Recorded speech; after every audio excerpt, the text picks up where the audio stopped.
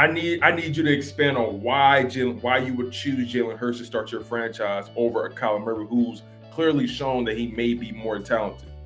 Can't win with it. Can't do it. Won't do it. You know, the old Mike Singletary. And man, Arizona's really got to be kicking themselves because they had to turn over all this money to a guy who's not committed to the game.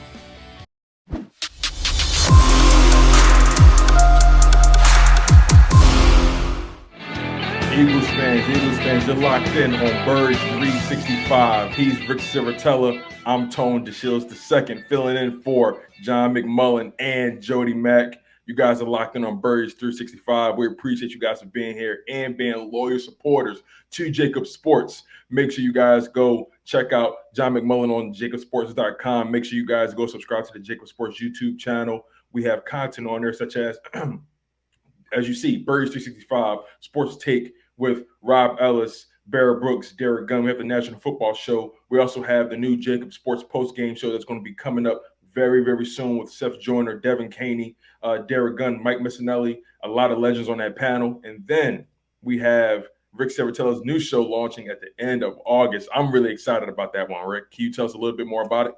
No, I appreciate it, Tone. And you're looking pretty good there in the A-host seat, by the way, I might say. Hey, man, I appreciate that. I'm learning from some of the best. I'm learning from some of the best. Yeah, buddy. Listen, I'm really excited. I started talking to Joey Kraus, a year ago, and we were talking about possibly doing a show last year. I think, timing means a lot in this business, and we didn't force it, but this year the timing seemed right. We had the proper time to prepare. Now I gotta go. I told you I was enjoying the final days of the Jersey Shore here before we hit the air because I'm going on my training camp tour, and that's a big part of what I do, scouting for the NFLPA Collegiate Bowl, which, if you're not familiar, it's Senior Bowl, East West Shrine Bowl, NFLPA Bowl. That's what I do, and so I go, anywhere to 50 to 75 campuses throughout the year. I'm going to knock out about 25 school visits in August, come back, launch the football playbook, which, Xander, if you're listening, are we can we say that? Is that official? I need a logo, brother. But we're gonna pump it and crank it, and obviously keep an eye on the Eagles. Talk it up with the Eagles. I'll go a little bit more in depth with some of the players and some of the back end roster guys. As you can see, I love undrafted free agents. I love stories of the underdog. I love diving into some of those players that you might not know about. And so we're going to have a lot of guests. We're going to bring you inside the industry. We've got folks like Neil Stratton from Inside the League, who covers the agent and scouting community as good as anybody that I know. I mentioned the NFLPA Collegiate Bowl. We'll sprinkle in Dane Vandernet, the executive director, and talk some college prospects so Eagles fans can know, hey, who are some guys that could be Eagles targets? Who should I be watching on the college football weekends? We'll have Amanda Ruler, who is now a assistant coach with the Seattle Seahawks. I did a show, The State of Football. I ran into a couple health issues, but on my previous show, my listeners will know, Amanda Ruler was a coach trying to be the first female CFL coach because she's from Saskatchewan. Well, she even outdid herself. She winded up getting an internship with the Seahawks, and she's going to come and talk about women in sports because I think, that's something that you're seeing now, even with the Eagles. Almost every organization has a female coach, and I think it's important because there's a whole different element that a female can bring to the coaching room. So we'll get that perspective each week. So many good guests. I saw Baldy on here the other day, good friend of the show. We'll have guys on like Ron Jaworski, Beasley Reese. Really just kind of bringing you behind the scenes of the football world. And that's a little bit about what I do. I'm excited about it. Big shout out to Ocean Casino and Resort. I was hanging out at the gallery with the guys over at Sports Take. What a beautiful facility. And they've been so kind to support the JAKIB Media Network. And now we're expanding that. And I think even Jeff Kerr is going to kick things off at 7, I believe. So from 7 to 7, keep it locked. JAKIB Media, man. It's your new home for Eagles football talk, right? Oh yeah, most definitely, man. Like you said, next to every strong man, there's a strong woman, and the story of the underdog just permeates through the city of Philadelphia. You love the back end roster guys, and there are guys who even were drafted, in the earlier rounds, right? Maybe second or third round that some people thought maybe went higher than they should, or maybe just because of circumstances, they've been placed in situations in their career. For example, like a Jalen Hurts, Carson Wentz, that saga came to a bitter end, and then Jalen Hurts was thrown into the fold, had to take over, and he's really ingratiated himself with the city. He's really taken on that underdog mentality, and it's going to be so interesting to see how you dissect the game. It's going to be really interesting to see how the fans gravitate towards you, because I believe what you bring to the table is that scouting, that in-depth deep dive look into what makes a player tick, and their tendencies, and just the nuances, the details of the game that maybe the average fan may not be keen to, but Birds 365 fans, JAKIB Sports fans are craving that type of content, right? So really looking forward to that. Also, you guys, if I haven't said it yet, we have a stacked show later on. We have Dan Cilio from the National Football Show coming on the program later on at 9:20. So you guys do not want to miss that conversation. Remember, Dan is in LA. He's in California. So the fact that Xander was able to convince Dan to get up at 6 in the morning is beyond me. I still have questions about that, but nonetheless, Dan Cilio will be on the show in the 9 o'clock hour, 9:20 to be exact. Make sure you guys are locked in on that. You do not want to miss that. You guys know how animated Dan gets. Dan gives you the whole meat and potatoes, right? So really excited for that. Keep it locked. Don't turn that dial. Now let's try to push the conversation forward. I mentioned Jalen Hurts, right? Being that underdog, and it seemed like he was an underdog from the very beginning, even coming into this NFL. I was tempted to pull his scouting report last night, and in preparation for the show, and it seems as though some of the concerns that people had then still permeate now, and it's still up to him to, I guess, defy those odds. John in his training camp article, he mentioned, Hurts, he made a beautiful back shoulder throw to Quez Watkins. His exact words were, one of the best throws I've ever seen him make in practice or in a game. But he also had a Freudian slip, right? He made a late read to Dallas Goedert, and Marcus Epps undercutted the pass and intercepted the ball. So highs, lows, in day one of open practice, day one of training camp for the Philadelphia Eagles. But his scouting report, again, some of those things are holding true. As far as learning to have to play from the pocket, and going through streaks of poor accuracy, largely due to his mechanics, and just having a delayed reaction to his reads, and just not really pulling the trigger.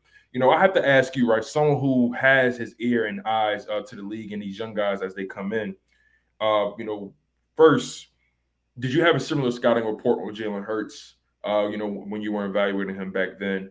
And do you believe he has an opportunity, or does he have the potential to defy those odds? Well, first of all, I think he's already defied the odds because he came in and took a team to the playoffs last year. So, I mean, we're talking about a playoff quarterback. There's only 16 of those in the league, 14 of those in the league. So he's already defied the odds. And as you were talking, if I had my eyes closed and you didn't say Jalen Hurts, I might have thought you were talking about Josh Allen's rookie season, because he had a lot of those same issues, right? He had a mechanic thing. He had an accuracy thing where, yeah, he would make some throws that you say, wow, not too many guys walking the planet Earth could do that. Then he'd miss a completely easy throw. And I think that's kind of where you see Jalen Hurts struggles. And we had, I believe, a mid-round grade on him coming out. I can't remember exactly offhand, but some of the concerns were the accuracy, especially accuracy on the move. But to me, the big thing with Jalen, it's about processing and slowing the game down.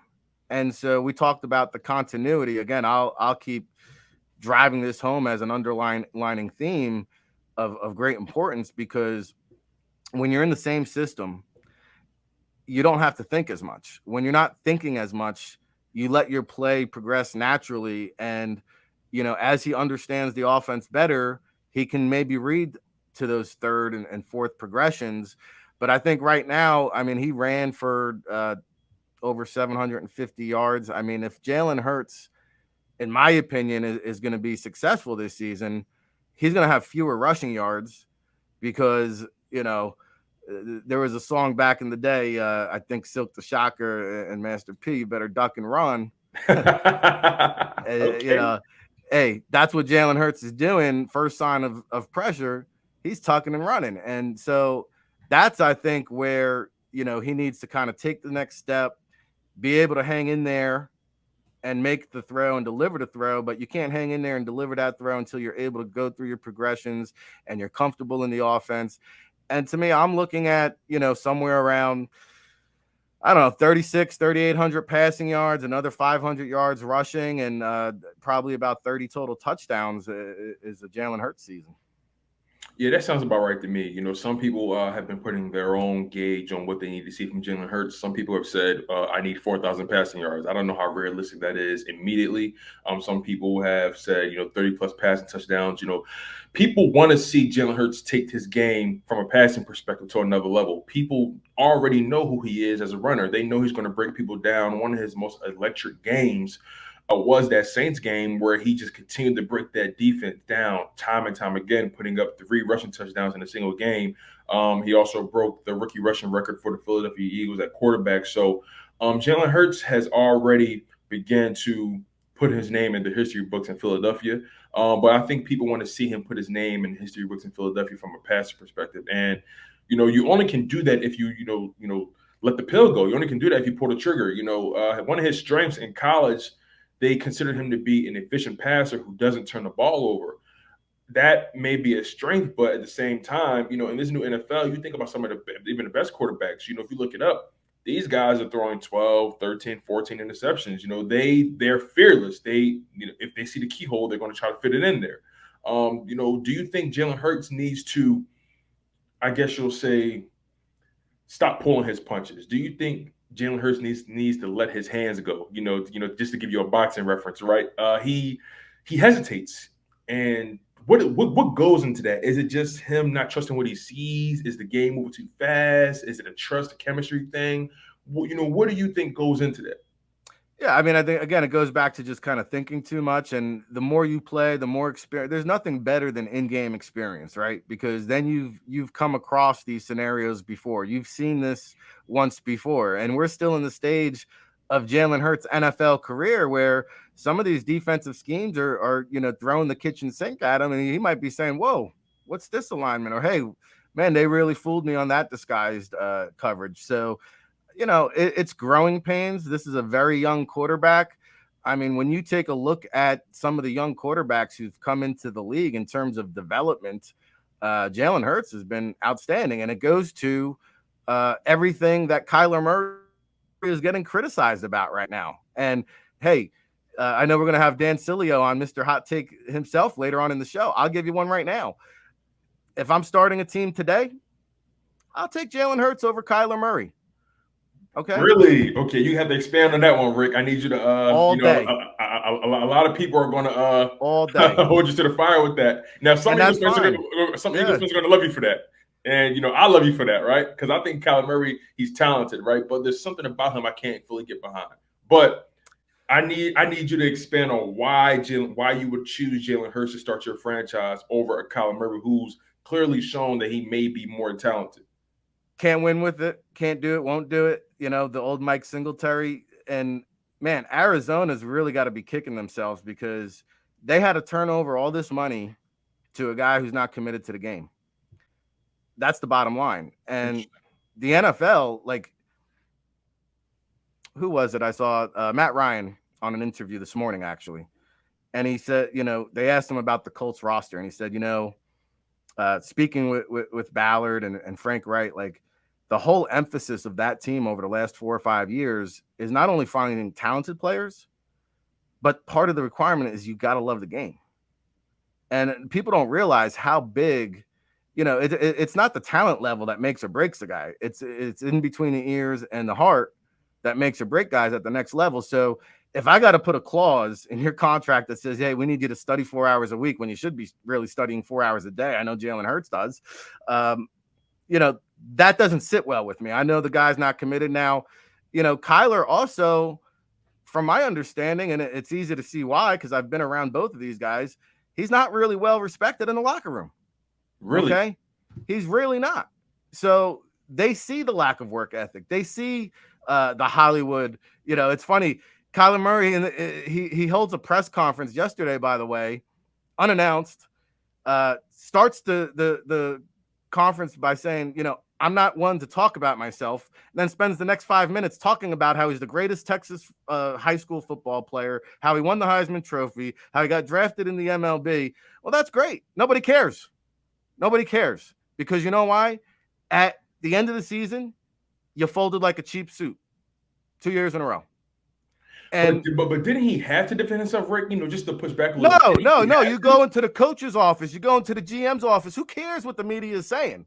Let that story die. You just threw gas on the fire, in my opinion. Now, I know people are going to differ with that. Some people like the fact that he came out and didn't let the media dictate the narrative. But to me, it just goes to show Jalen Hurts would never do that because he could care less. His feelings aren't going to get hurt. And I've seen Jalen Hurts. I spent a week with him at the Senior Bowl. This guy was approached by fans, by kids, by coaches, by scouts, by media. And you know what, Tone? Never once was ruffled, never once blew anybody off, never once was agitated. And in fact, he was so poised. I said, man, you cannot make a better leader than what Jalen Hurts is. And he's the first one in, the last one out. That's why A.J. Brown loves this guy. He sees it. He gets it. And I'm going to be out in front of the curve and tell you that, like, Jalen Hurts, I think, is going to have a better season than Kyler Murray. And that, to me, wins is what matters. And Jalen Hurts is going to win, and Kyler Murray is going to lose. So you can have the fun quarterback that looks great and puts up the stats. But at the end of the day, man, I'm about those W's. And to me, Jalen Hurts has the demeanor and the maturity, I think, is the big X factor, the maturity to be a quarterback in the National Football League. I haven't seen that from Kyler Murray. It's interesting because, they've actually, and I was looking this up last night. I think it was reported by Ian Rappaport from NFL Network. They actually retracted that clause from his contract. Now, I don't know. Clearly the pushback was tremendous, and they just wanted to get out of this media hellstorm. But I actually think they created even more of a ruckus by removing it because they felt the pressure from media, and maybe they felt pressure from Kyler's representation for publicly embarrassing him. What's your thoughts on that?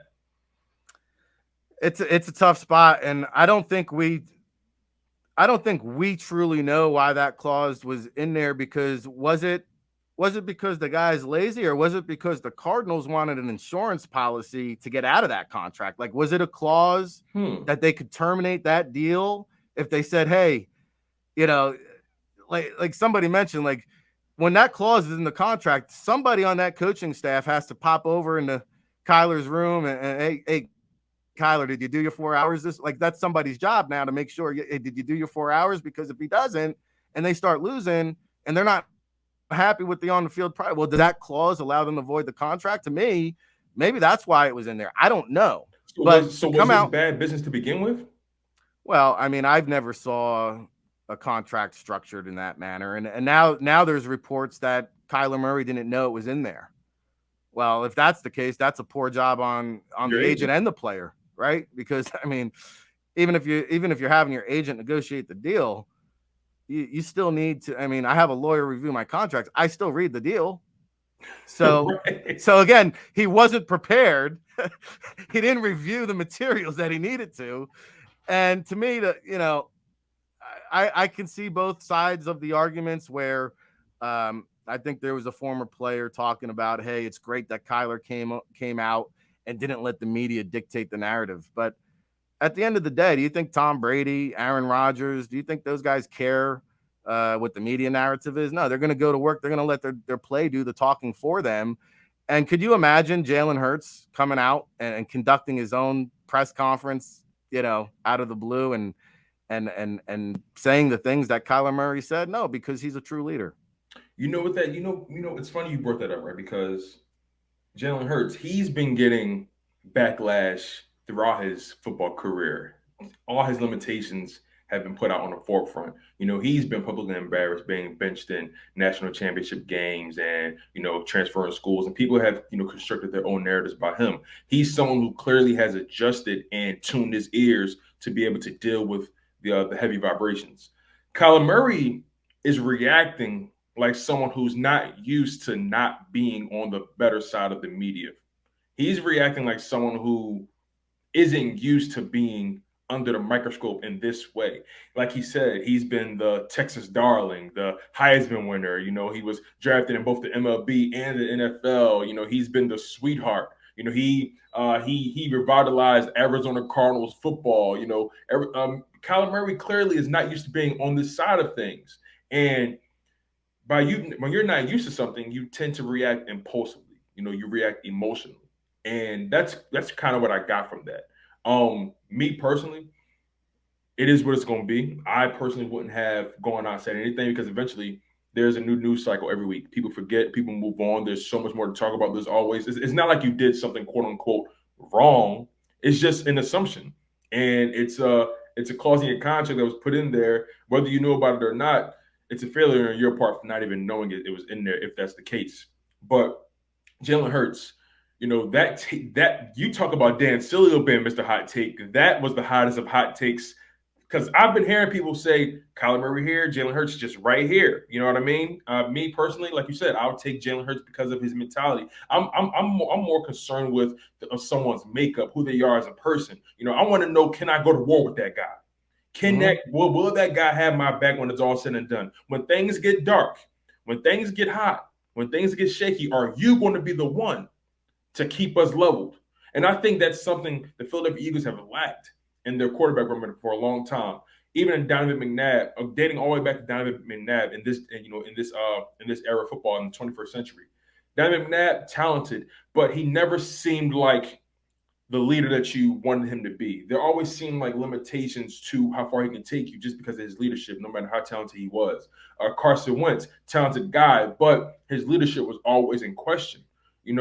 Michael Vick, a guy who was trying to earn back the trust of teams in the NFL because of his past transgressions. It doesn't define him, but the Philadelphia Eagles have been in search of that consummate professional at the quarterback position, and they found it in Jalen Hurts. He just has to bring his production to the same level of his intangibles. Well, and you mentioned the scrutiny he's been under on basically a daily basis in Philadelphia. And I got news for you. Playing in the Arizona market has masked maybe some of the sensitivity of a Kyler Murray because, maybe he's changed since the Heisman Trophy banquet. But I remember he just left a bad taste in our mouths at the media roundtable session because Kyler talked down to the media as if we didn't know anything, and he knew it all, and he had all the answers, and he really didn't come across well. And I got news for you: if he played in the Philadelphia market, this media would be eating him up. He wouldn't last very long here. And so that's just me. You mentioned, hey, you go on these scouting trails, you talk to the scouts.